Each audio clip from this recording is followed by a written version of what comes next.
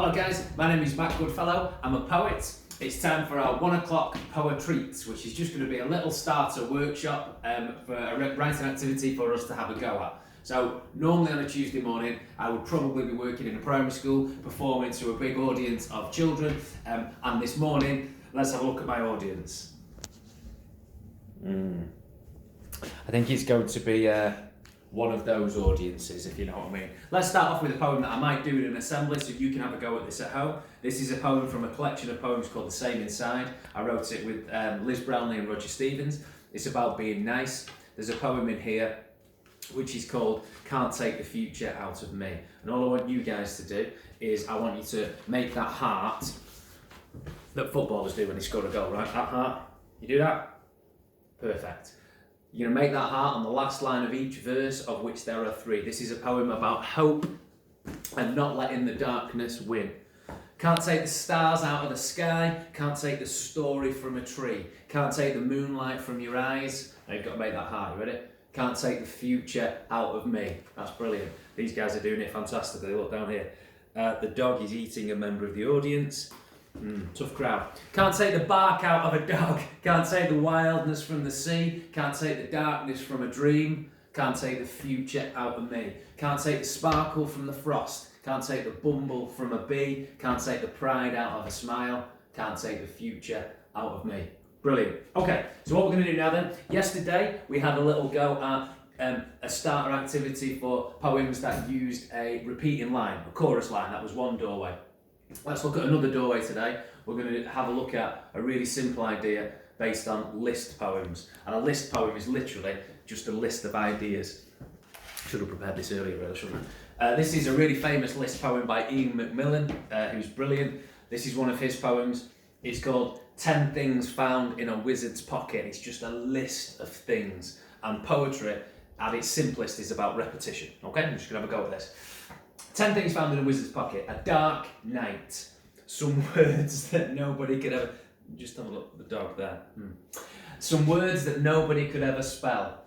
A glass of water full to the top. A large elephant.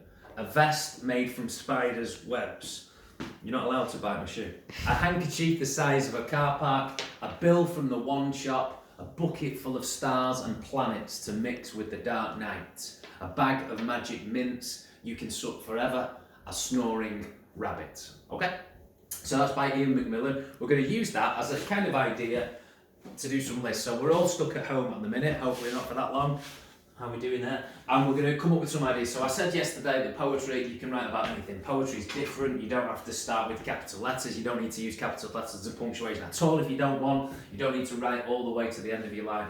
You can have a go at a poem of your own. We're going to call this 10 things to do at home. So we're all stuck at home. Now, these can be real life things, these can be imaginary things, but the important thing is we're not getting it right. We're just going to slam some ideas down and get onto what I call the conveyor belt of creativity.